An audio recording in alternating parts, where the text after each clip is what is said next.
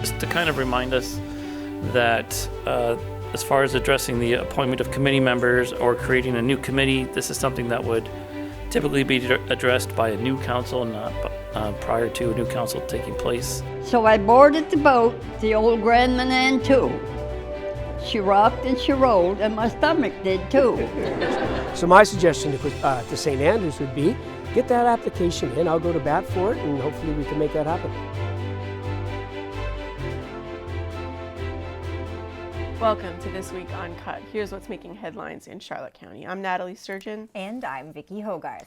We begin this week in St. Andrews, which was the first council to meet after the election, but it is not a new council, it is the outgoing council. That's what I was going to say. It's interesting that that was the first meeting that you've covered since the election, especially because there's still an election happening here in St. Andrews. But tell us a little bit about what the meeting was about and who was present. Yeah, so basically all of the old councillors who are available, Councillor Harland is away, and she had planned to be away, so she was not there, but Councillor Blanchard, Councillor Bennett, and Councillor Gumichel and Councillor Heenan were all present, but those are not elected members currently of the St. Andrews Council. Those are the previous members of council who have been given permission to sort of continue until there's a June by-election, June 22nd by-election. And obviously the decisions they're able to make in this time period are very limited, but nevertheless there are some things that are just immediate in need of addressing. So tell us a little bit about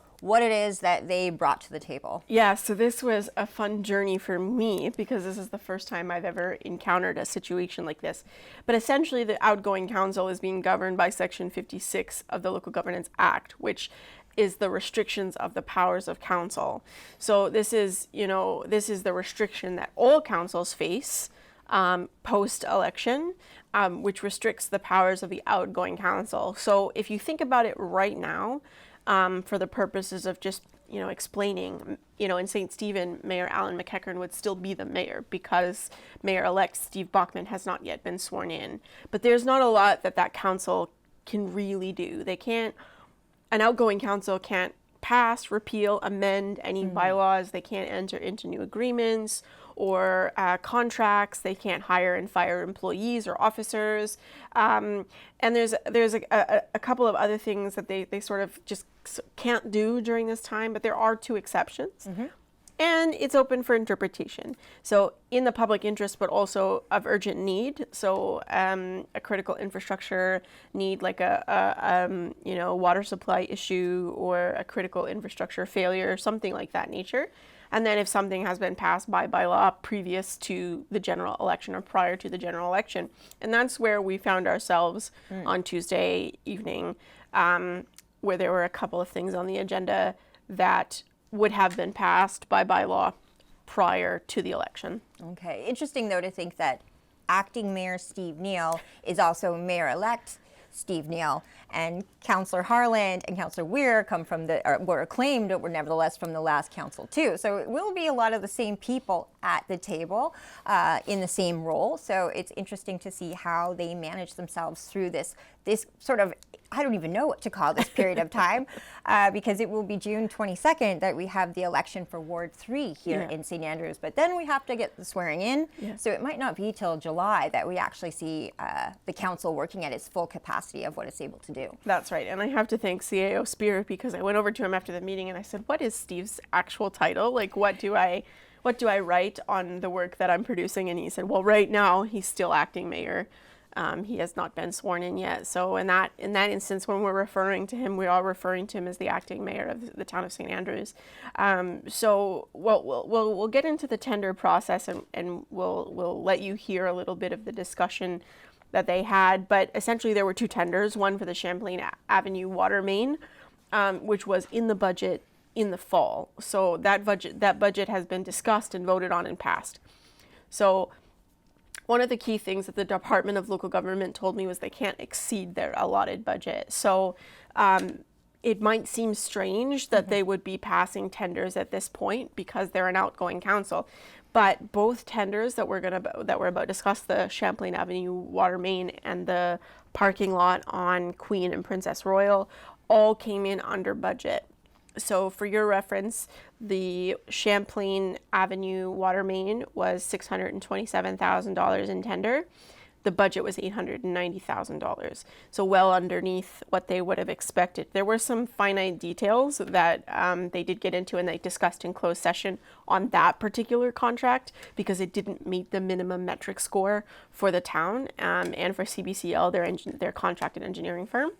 And then the parking lot on Queen and Princess Royal is the old Legion lot. In New Brunswick fashion, we're going to refer to it by what it was, is going to be paved, and what they've decided to do is give themselves an extra, a little bit of extra room by covering the ditches, Okay. and they're going to put underground infrastructure, water storm drainage under there, but that was the bulk of the cost. But they did have a budget of $480,000 out of the tourism accommodation levy. This is in budget, isn't it, to what we allotted, Mr. Spear? Yeah, if I remember, I meant to look, but it's 485,000. We That's thought, what I thought we yeah, had. we yeah. thought it was almost going to be $500,000 to do this, so Yes. $300,000 is much more reasonable. And Thank just you. to let everyone know too, it wasn't necessarily the paving that was the cost. It was there's ditches there right now that we have to turn into underground or storm sewers, so that will be the significant cost for that. But it will bring up the parking lot to nearly 50 spaces. So just for the public, again, I think it is worth mentioning that both these projects we've spoken about here were, again, both budget items that were passed in the budget in December, if I'm correct? Which is why we're moving them tonight. Any other discussion on this, council? These are estimates because probably they estimated the quantity and all the contractors did was put in a price per Correct. So unit. the town's always practice unit cost, like you've mentioned.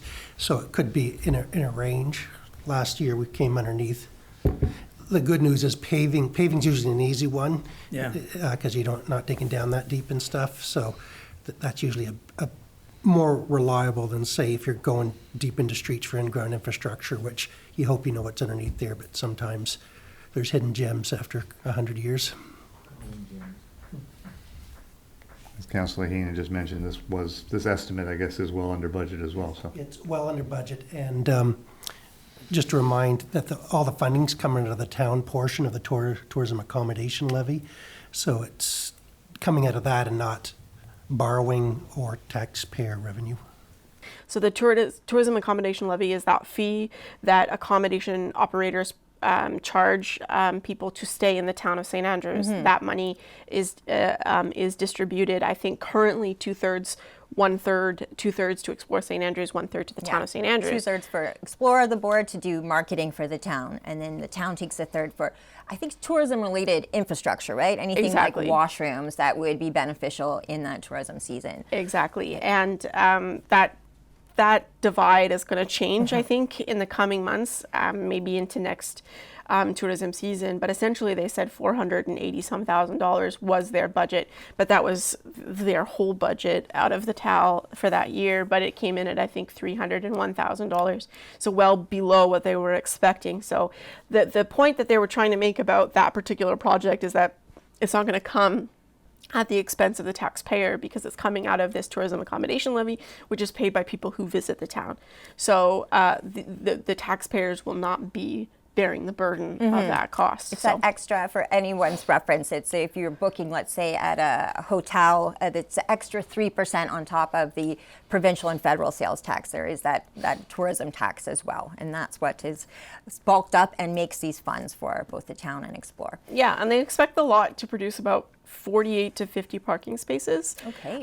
Which is going to be a little bit of breath of fresh air for both locals in the downtown area, but also for tourists who come.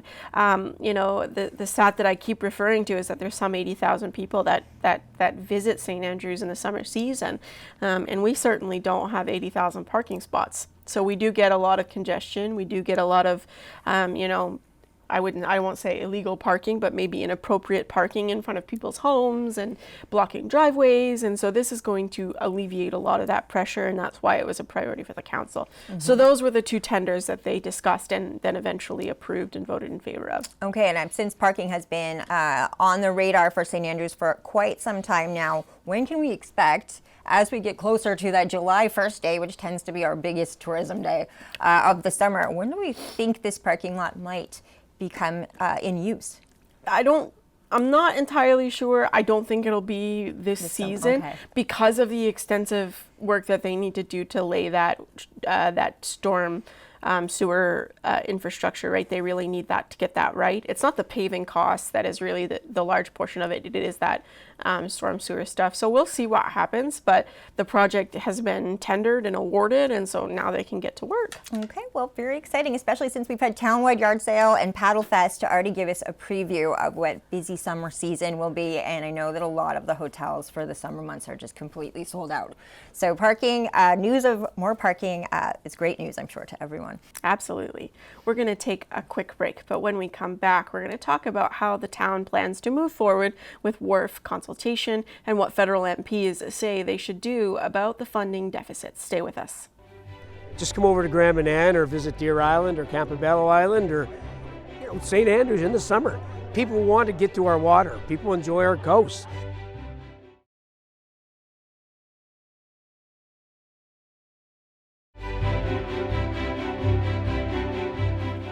Welcome back to This Week Uncut. I'm Vicki Hogarth. And I'm Nathalie Sturgeon. We're turning to a conversation around the St. Andrews Wharf right now, the ongoing discussion on the St. Andrews Wharf. But we actually have to start off in Grand Manan, where we were able to speak with MP Wayne Long about the federal government's investment into small craft harbors. But it was a great opportunity to also mention the St. Andrews Wharf. So it was interesting also to hear what he said. Yeah, so when he gave his speech on the island, he said, he was talking about the 900 and some federally owned wharves, and what we do know about the St. Andrews Wharf is that it's not federally owned. It is municipally owned, and it has been a bit of a dark cloud over the town in the last couple of years. This project started, I think, in 2017 and has sort of continued to just linger, continually not being finished, and that's for various reasons. And the most recent reason was it came in over tender. So when I got the Secretary of State in front of me, in front of a camera and a microphone, I said, listen, it's not federally owned. There's not enough money through that first bilateral agreement. What can you do? What can the federal government do? Because the province has said they don't have any sort of wiggle room, to meet that shortfall. And he said, well, I'll go to bat for them. They should get another application in. There's a new bilateral agreement coming. It's going to have, hundreds of millions of dollars in it. And he would go to bat for the town of St. Andrews for further funding on that wharf project. Okay, well, I mean, it was really good to hear, and it was great to have that discussion with him. I know that he is well acquainted with the St. Andrews Wharf, too, because actually when former Prime Minister Trudeau was in town, they did a whole press conference on there. Wayne Long was a part of that press conference as well. I've also seen him on a day off at Seasons Bistro on the patio, which has one of the best views of the wharf. So I know he is very familiar with our ongoing wharf saga here, but also how important the wharf is to the community. This might seem like a question somewhere else where it's maybe just utility for the fishing season, but the wharf here is really a part of the historical structure and appeal of the town too. So we asked him about that as well, as how important is history as well when you are doing these restorations of wharves. Is that a consideration here on the East Coast, where a lot of the wharves have a lot to do with the history of the community too, and represent more than just a useful factor? Here is Secretary of State Wayne Long's comments on future funding for the town of St. Andrews.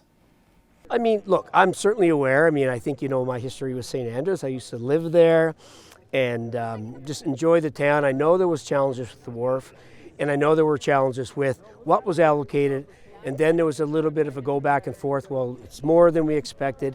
So, my advice to the town would be, I mean, there is more infrastructure money coming. There's a bilat that hasn't been signed yet with the province through Minister Chuck Chasson and our minister, Gregor Robertson. So the province of New Brunswick and obviously the government of Canada are working on that bylaw, which will be hundreds and hundreds of millions of dollars. So my suggestion to St. Andrews would be, get that application in. I'll go to bat for it, and hopefully we can make that happen.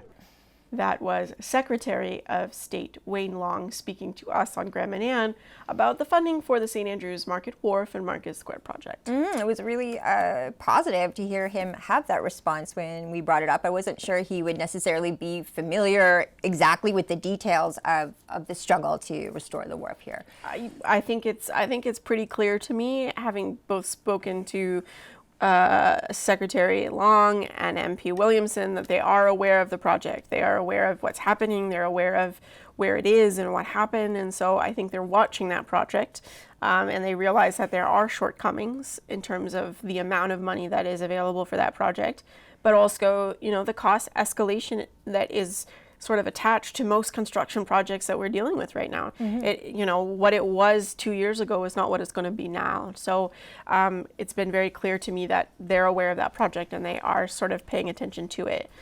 So the next steps are going to be sort of critical for the town.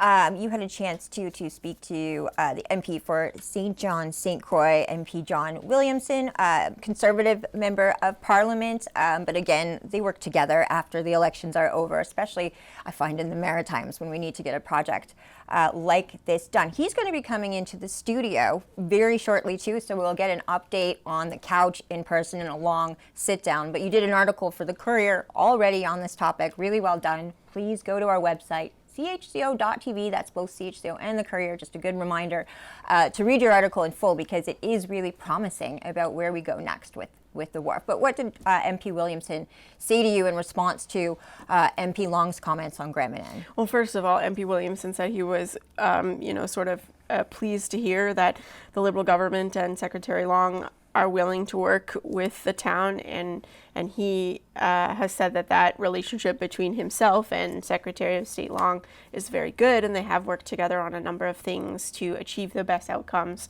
for Southwest New Brunswick. But he said, his advice was sort of the opposite of Secretary of State Long's advice. He said you have to use the money that's on the table right now. You need to get the ball rolling on what is available, because if you go back and say, I want more money, you might lose it, right? And so he said, you need to get this first phase done, and use some of that money, get the project rolling, and then go back to the federal government and say, listen, we need more money for this project to finish it off in the second phase. Now, you also were able to speak with, I love saying this, Acting Mayor and Mayor-elect Steve Neal about this project as well. And everyone, I think, who has been following this is familiar with Steve Neal's involvement in the wharf saga. I shouldn't call it that. It sounds so negative. But he gave you some comments as well as where he thinks the town is at. And especially when we're in this sort of limbo mode before Ward 3 councillors have been determined and sworn in, where are they yet with being able to move on the wharf if they don't actually have their full power as council right now? Because that's the other consideration. I know they've been working with Fundy Engineering on a few new designs, but if we need to start this by the fall, where does that leave us if council's only sworn in end of June, even early July? Right. So Acting Mayor Neal was one of the only dissenting voices at that table during that process in which we were looking toward getting a tender, right? That lead up into the over budget tender, and he has been very vocal about how the design was going to affect the aesthetic of the wharf and of Market Square, but also the environmental side of it. And so I did go back to him and I said, there's an offer on the table. What do you expect? They are sort of in they're between a rock and a hard place in the sense that they can't do a whole lot. They can't enter into a new agreement. So if a bilateral agreement is to draw up in the next month, as the Secretary suggests, they will have to wait until they have a full council with quorum in order to enter into a new agreement of that nature, because although there could be some argument that, if they don't sign it, they're going to lose it, and that's an emergency because they need to get the project underway. It's all very confusing. But you know, because of that back and forth, when I spoke to MP Williamson, he said, you know, of course that this means that if they do take that money and they do start this project with this Fundy Engineering, a very reputable engineering firm that has a track record of success in the province, they need to get it right this time. So he was very serious about, you know, how the town approaches this and how they work toward that. And I think that they've realized that they do need to get it right. Because they're sort of saying, okay, we need to, you know, I was in front of them when they had that discussion at council, and it was like, okay, but like, should we not ask them for more drawings, you know, for all the possible outcomes that this could be, right? Because there is still an infill option. So I want to be really clear. There are 3 options that are presented. One is with infill. However, it doesn't extend 1/3 of the way out the wharf. It's about 40 meters instead of that third way mark. Okay. Armorstone is off the table, very clearly off the table. Fundy Engineering didn't recommend Armorstone at all. It recommended Ready Rock, which would be like a sort of like a brick wall that would, you know, shore up where Market Square is and sort of give you that a bit of an aesthetic look. It's going to look certainly different, or wood cribbing, which is what you have right now. And once that work is done, it will last 50 years, right? It's going to need more work in 50 years, but that's going to be, you know, probably beyond our lifetimes. So in that sense, they're sort of, okay, we need to have all the possible outcomes ready.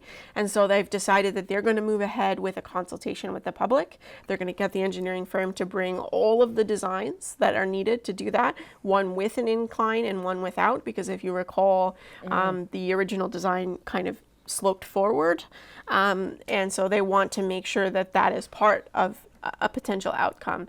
And I was, it's sort of a very different tune from what I was hearing, you know, several months ago, right? Where they sort of want the public to have every possible angle that they can have on this project in order for them to make an informed decision. And they're doing it in the summer months, which means that all of the residents who live here in the summer and in the winter are going to be able to participate in that process. I'm sure a lot of people remember last summer. It was a case of more residents being in town and maybe coming to the table. Some people would say at the 11th hour, but nevertheless, they wanted to be heard before the project went through.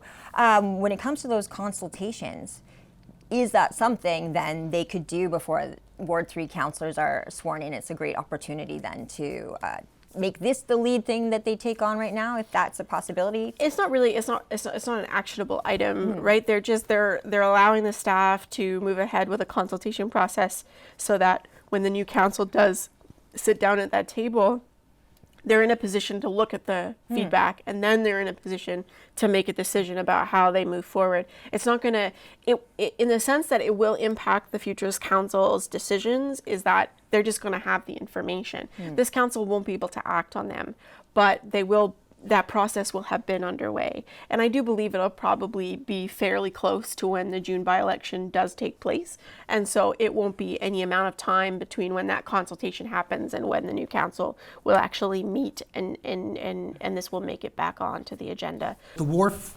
restoration consultation, if you don't mind me taking on. So as council knows, we had originally scheduled in mid-April for Fundy Engineering to come down to do a presentation on their latest design efforts for the restoration of St. Andrew's Wharf and St. Andrew's Market Square.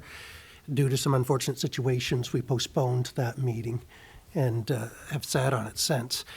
So we're just trying to get, I guess, 2 answers questioned. If there are 2 questions answered, sorry. And if you feel you can move on. So the first one is on the consultation itself. So under Fundy Engineering's original plan was this was going to be a phase 2 project that probably wasn't going to take place till next year.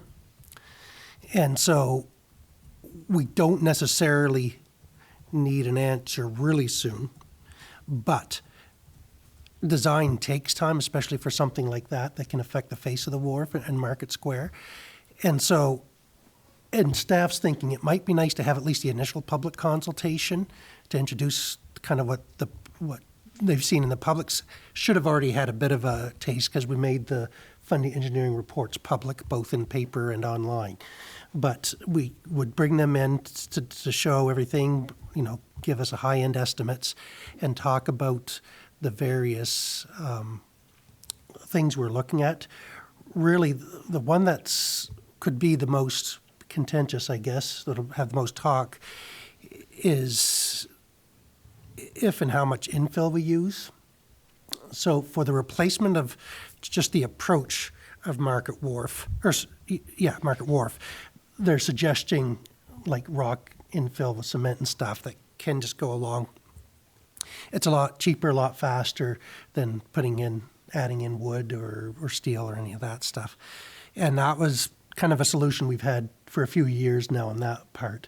But at the same time, we're talking about how much, if any, we're going to infill Market Square to bring it out to match. And then the other component that's changed since design drawing, say, a year ago, was we're using this Ready Rock, which is kind of a, cement block Lego style, for lack of a better word, that they stack on top of each other, instead of the armor stone. So it'll be more of a flat surface than the red armor stone that we talked about before. Certainly the infill's not going out anywhere near as far. If those watching or here in the audience remember, the original infill that we proposed about a year ago was to go, and I'm going to say about a third of the way down the wharf. There's a crib there that we call that the boats will sometimes tie out on, and that was engulfed in this. Well, now it's well before that. That's going to be saved. So I'm going to, the most we're talking, the most extreme version would be about 40 meters, which, to put it in easy to understand, is if you look over at the Day Adventure Center, the Day Adventure Center land juts out past where the Market Square one does. And so the most extreme example we are considering is basically making it that it's all flat from the Day Adventure Center where the whale watch shops are across the wharf and then in front of Market Square. So that's kind of our most extreme. Then everything kind of backs up from there, and the materials are a little different. So I'd like to get an answer on if council wants to proceed with something in the next few weeks or not, or wait to the next council to do it.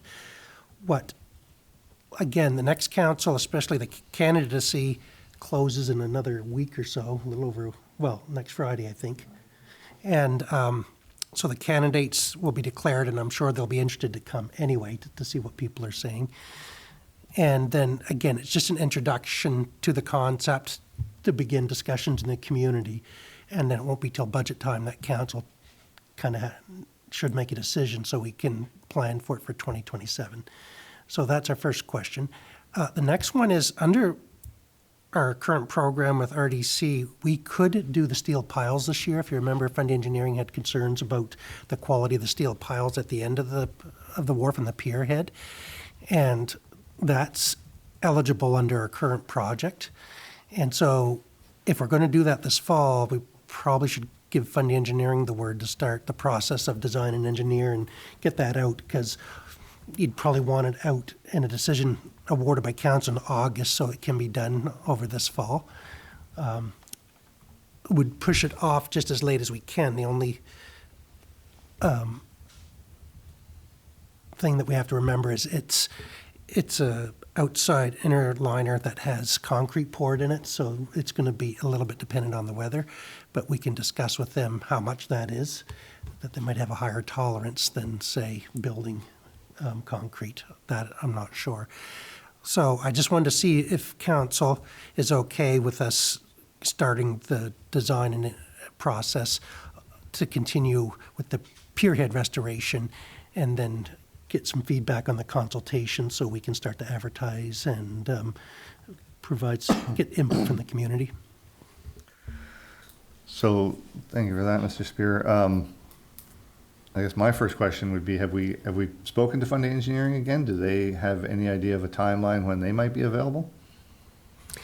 They're fairly open. We have been for the consultation, I'm assuming. Yeah, they're fairly open. There's emails went back earlier this week.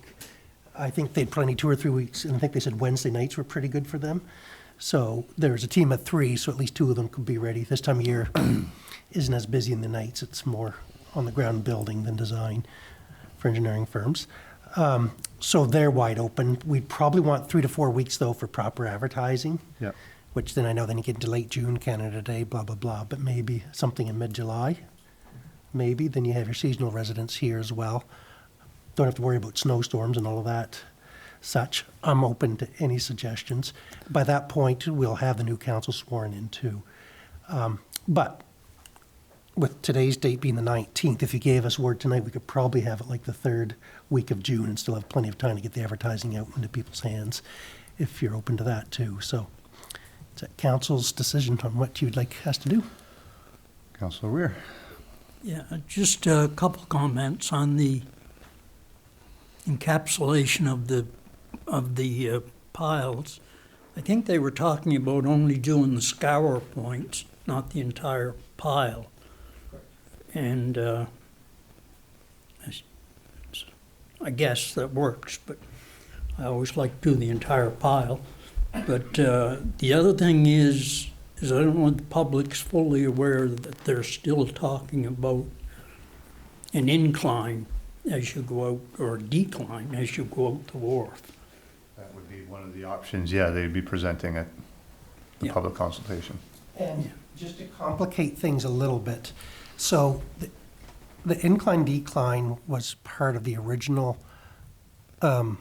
arrangement with the federal government, Infrastructure Canada.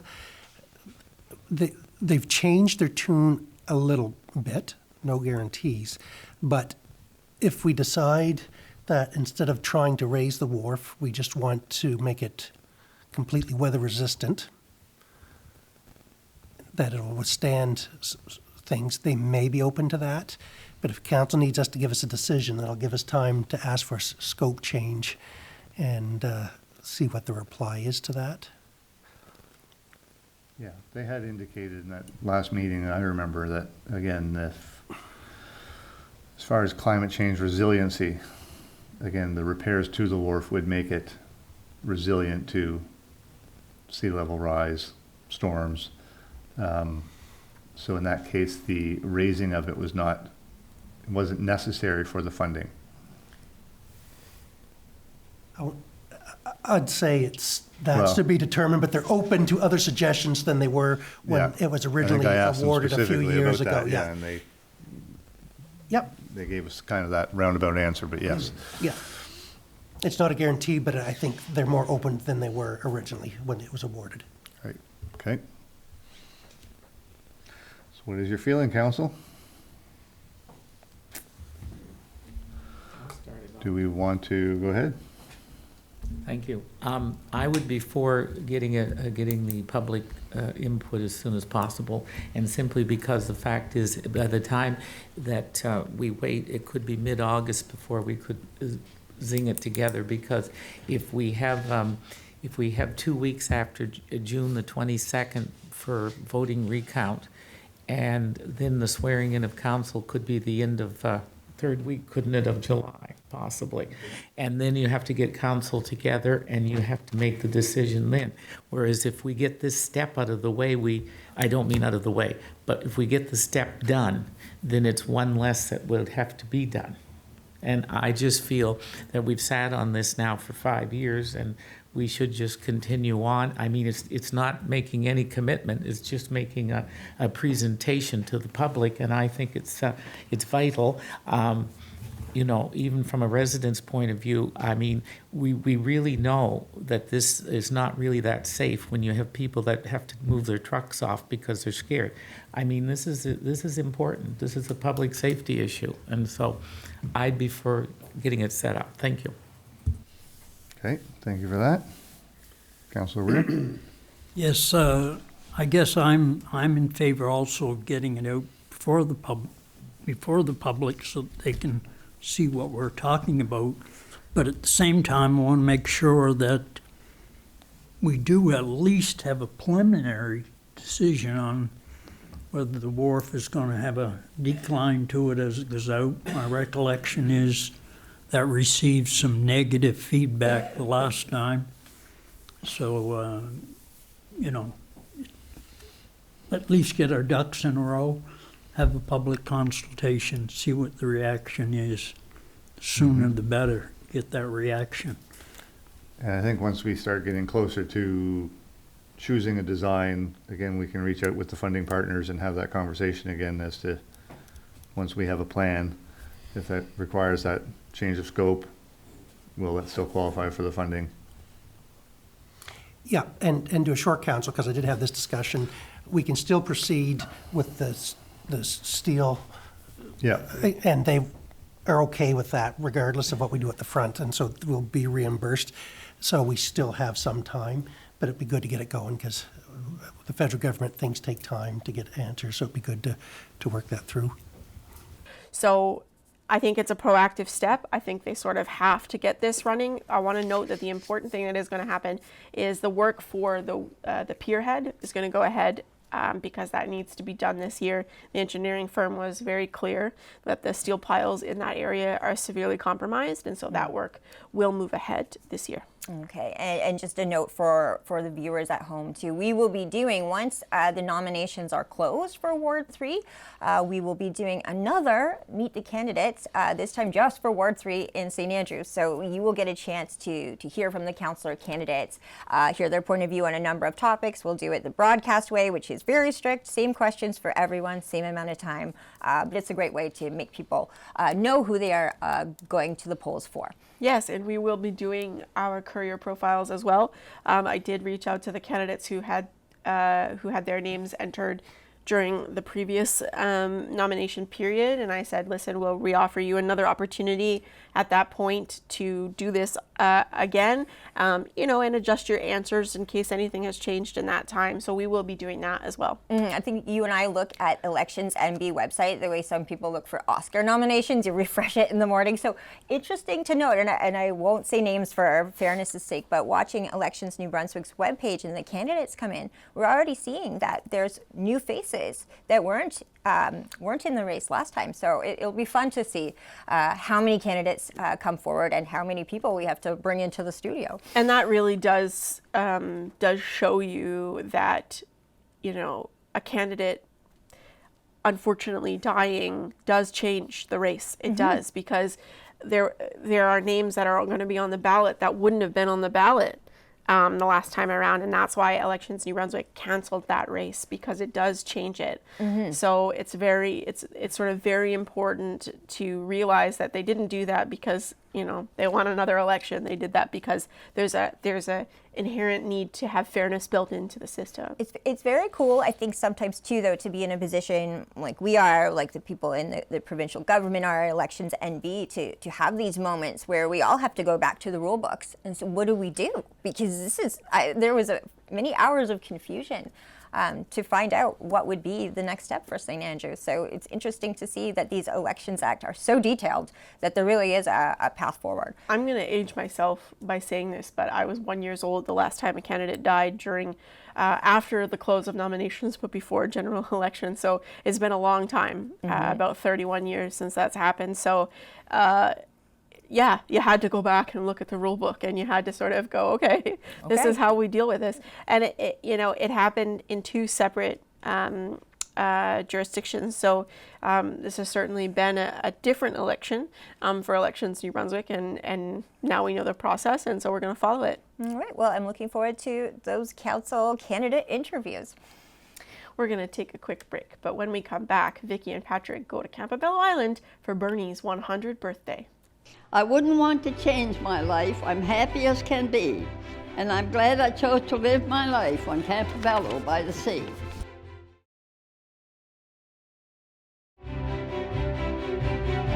Welcome back to This Week Uncut. I'm Nathalie Sturgeon. And I'm Vicki Hogarth. I got to go to Campobello Island last Saturday with Patrick for a very special birthday. Someone who is not only special, I think, to so many people in Charlotte County, but also someone I consider a friend. That is Bernie Newman. What a legend. What a party. What an amazing crowd that came out to celebrate just an icon. Yeah, I mean, I love the dichotomy of local news. We're talking about elections and about consultation and about a very rigorous legal process, and now we're visiting Bernie for her 100th birthday, but it looked like a good time. Oh my gosh, it was a good time. And it's people like Bernie, and this is why I think we value so much being your hometown news team. Because we're a part of your lives, and we want to be a part of your lives, and we want you to know us too. So I will tell the story. Last summer, we did a profile. I think it was last summer, maybe it was spring, on Herb McGee. He turned 100 last year. Herb McGee's my neighbor, actually. I didn't write the profile, right. But it was all on. He's a World War II vet, tail gunner. He was knighted by France for his service. This guy's amazing. Mm-hmm. I love Herb. Spent a lot of time with Herb too, and he plays bingo on Tuesday. But Bernie, at 99 last year, sent a letter to the Courier about the article on Herb, and it was just such a beautiful letter. And to receive a letter to the editor from Bernie Newman at age 99, it just made bringing the Courier back even the more special, because here's Bernie Newman, who's had the Courier in her life now for 100 years. I want to make the point that a 99-year-old wrote a letter to the editor, so none of you have any excuse for why we have no letters to the editor in the newspaper. Right? And to show you how special that is to us, when we saw the letter, we printed it in the next edition of the paper, and I was on Campobello with Patrick doing a news story, and so we got to go to Bernie's house and bring her the paper. So we did, and we ended up staying for tea and at her house for a couple of hours and just hearing stories about her being one of the first telephone operators on the island in the house that she's still in now, how she had tea with Eleanor Roosevelt. I mean, this lady has seen the history of our part of the world. And that's why I think those relationships that we get to have with Bernie Newman, with Herb McGee, with Vera Green on Graham and Ann, they know our history better than any of us ever will. They lived it. And so to have friends like that and people like that that correspond with us and keep us tied to not just the present, but all the layers of who we are is really just unbelievable. And I cried at Bernie's party because I didn't know this was happening. We got to interview Bernie in front of all of her friends and family, but Bernie wrote a poem called Campobello, My Home. And I think she was maybe 5 words in, and I just started bawling while I was holding the microphone because it's so beautiful. And it talked about how we're going to play it here, but it talks about how she came to the island at 17 and how much of the island she's experienced and how much she is intertwined, she's weaved into its fabric. So a beautiful party. I can't wait to be invited to your 101st birthday next year, Bernie. I'm going next time. You're going to go next time. Yeah. The cake was also amazing. But here is Bernie Newman reading a poem she wrote called Campobello, My Home. I just wrote this little thing. It's Campobello, My Home. Said, it was the year of 44 when I was just a girl. I thought I would like to travel so I could see the world. So I said to myself, I know what I'll do. I'll visit my aunt way down on Campobello. Now the trip on the bus wasn't so bad. I carried all my luggage. It all fit in one bag. So I boarded the boat, the old Grandma Ann too. She rocked and she rolled, and my stomach did too. From St. John, we headed across the bay. It wasn't much fun. I was sick all the way. Now, when I came to Campobello, I didn't plan to stay. I thought I would visit and then be on my way. But then along came Bud and changed it all for me. We got hitched, and that is why we have this great big family. Now 50 years is a long, long time, but it seems like yesterday that I boarded the boat, the old Grand, and headed across the bay. There's probably nobody here remembers the old Grandma Ann. Headed across the bay. I wouldn't want to change my life. I'm happy as can be. And I'm glad I chose to live my life on Campobello by the sea. That was Bernie Newman reading her poem Campobello, My Home, at her 100th birthday on Campobello Island last Saturday. It was so special. I was coming because I love Bernie. I brought a camera because Bernie's an icon. It's a celebration. But I didn't know exactly, how many people would be there, who I'd get to meet, and we got to meet. Bernie's had many jobs in her century of life. And she was an ambulance attendant as well, and her late husband was the ambulance driver. So who came to her birthday was a woman named Darlene and her son, Darren. Now much older, but their connection to Bernie is that everyone who knows Campobello's geography, if you're going to go by car, you've got to take a bridge to Lubec, Maine, and drive about 40 minutes through Maine to get to the St. Stephen border. And that would be the route they would take to go to a Canadian hospital, too. So Bernie and, Darlene was actually telling me at the party, and Bernie stayed in touch with her all these years. They celebrated holidays together. Darlene said she wanted her son to be born in Canada. So when they got to, do you want to go to Machias or do you want to go to St. Stephen? And she said, I want my St. Stephen. Yeah. Anyway, they did not make it to St. Stephen. Her son was determined to come out. So he was born in Maine, and Bernie helped deliver him. And it was just the neatest story that after that, I said to Darlene, wow, this woman laid eyes on your son before you did. And here you are. And they stayed in touch over all the years because of that connection. And that's just how special Bernie is. It was packed. It was full of people that loved her. 5 generations of family. So many photos of the different grandchildren, great-grandchildren. And it makes me... These are the moments that make life here just so special. So what Bernie is teaching me is that it is never too late to change your career. I hope that's not a sign. That's the lesson I took from that story. Did you? But yes, we're so happy to be able to celebrate those special moments. We're going to take a quick break, but when we come back, we're going to take a look at what the team is doing next week.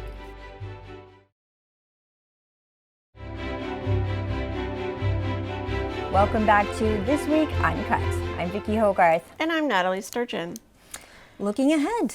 I'm sort of hoping that the councils will start meeting again. I'm getting bored, guys. Come on now. You've got too many evenings free. Good thing the Canadians are still playing, or I don't know what you do with yourself. It's true. It's very true. I mean, one of the two is more stressful, and I'm not going to say it's the councils. Right. Yeah, so we're going to get back into the swing of things. I know that they're scheduling sort of their swearing-in ceremonies, and after that they can sort of hit the ground running in terms of their new mandate. I think St. Stephen is probably going to be the first one to get that out of the way. So we're looking forward to going back to the chamber. Mm-hmm. We have, I think, June 2nd? That's the St. Stephen swearing in, and Eastern Charlotte has theirs on our calendar. I just can't remember off the top of my head exactly what day it is, but it's all starting to, 1 week off of council and you're falling apart. Yeah. I love municipal politics is my bread and butter. So it is what sustains my day-to-day. So when they're not meeting, there's not a lot of meat left. Well, I will be sitting down with John Williamson, as I mentioned. We'll get a little more into talk about things like the St. Andrews Wharf, but I also have Daniel Alain coming in because we will be doing interviews with the 2 candidates for the leader of the Progressive Conservative Party of New Brunswick. So he will be the first. And we'll get that rolling too. That's happening in October of 2026, so it is coming to us quickly.